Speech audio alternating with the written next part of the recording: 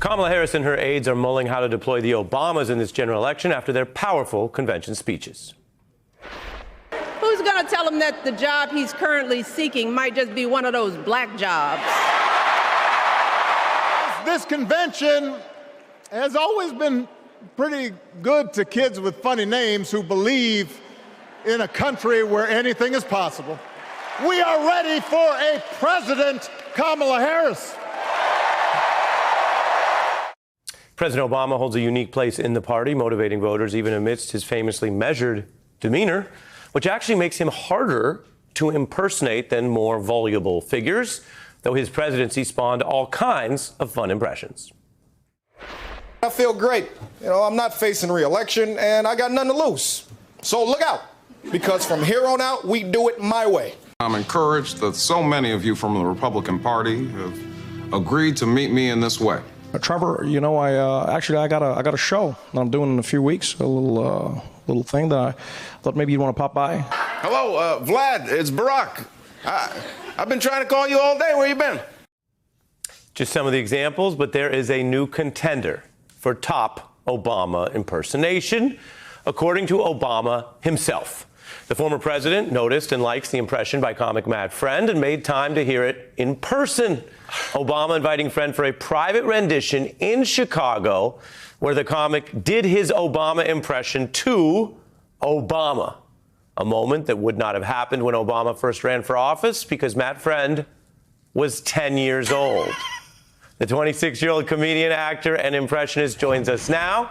Matt Friend headlined Netflix's A Jokes Festival, nationwide stand-up comedy. He has a new podcast out, Friend in High Places. Welcome back. I am beyond excited to be back. I love doing your show. Thanks for having me. It's great to see you. It's great to have you.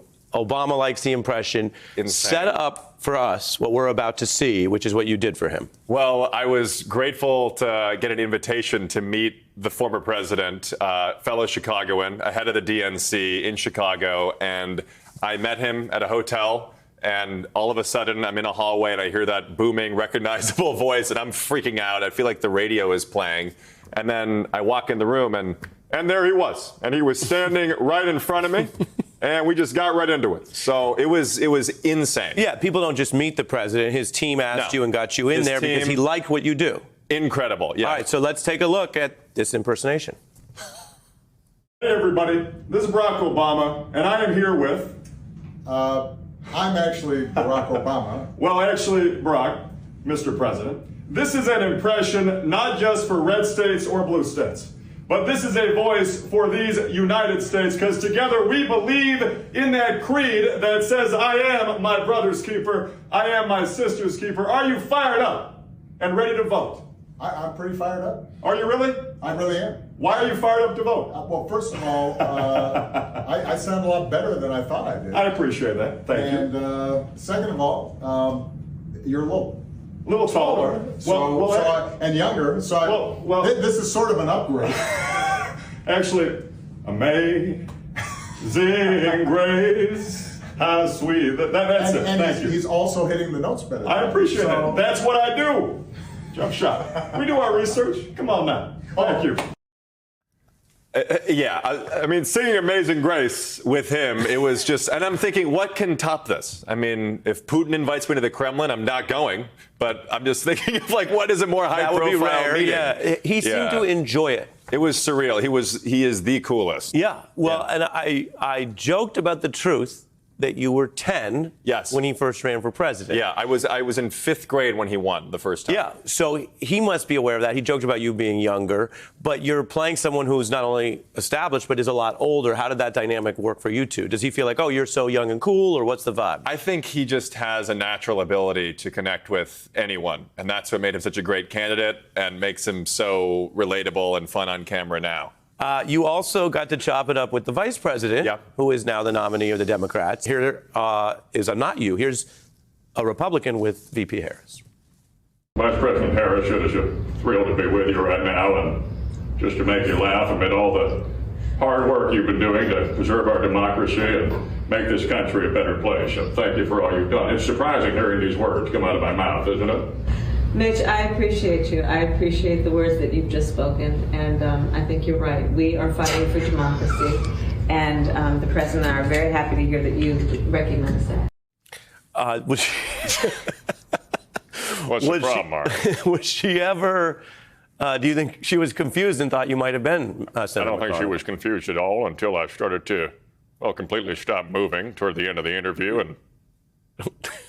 and then she realized this really could be Glitch McConnell. But no, that was an insane moment as well. And I'd like to invite the former vice president and my opposition back to a potential debate with crazy Kamala. We know what's happening. It's really a sad thing what's happening, Ari. You know, it's interesting to have you here, former President That's Trump. right. I thought we were going to get to this sooner. Because I'm surprised.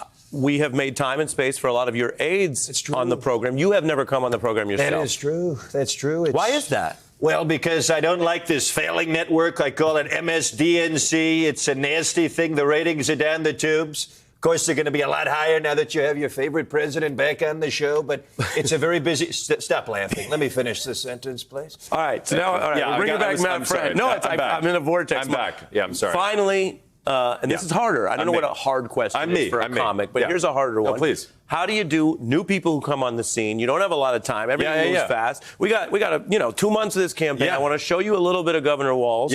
And then see how that, because I know that's a new one you're cooking up. That's Let's correct. take a look. These guys are just weird. And it's, you know, they're running for He-Man Women Haters Club. Violent crime was up under Donald Trump. That's not even counting the crimes he committed. It's the fourth quarter.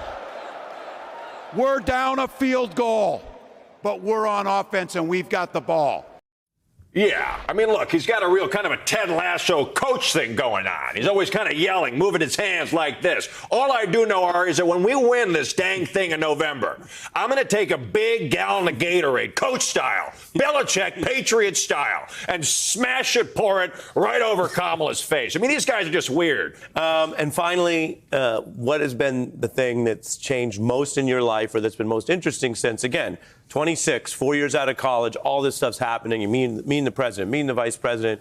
You're doing your podcast. What's been the change for you? I mean, everything. I'm just so grateful, honestly, for every opportunity. It's surreal, these things that are happening. Performing at the White House Correspondents' Dinner was definitely like big one, number one, most surreal. And I have a new show out that Bill Maher is producing. So very excited. I do my Bill impression frequently, but it's a chance for people to do what you've given me the opportunity to do, which is kind of share more of myself and beyond the impression, longer form conversations. But I'm doing stand-up, so it's just a constant hustle. And I'm building every day. I have to say, I'm so grateful to be back on your show. Truly the nicest guy, so fun, and thank you so much for having me, honestly. Again, our thanks to our friend, Matt Friend.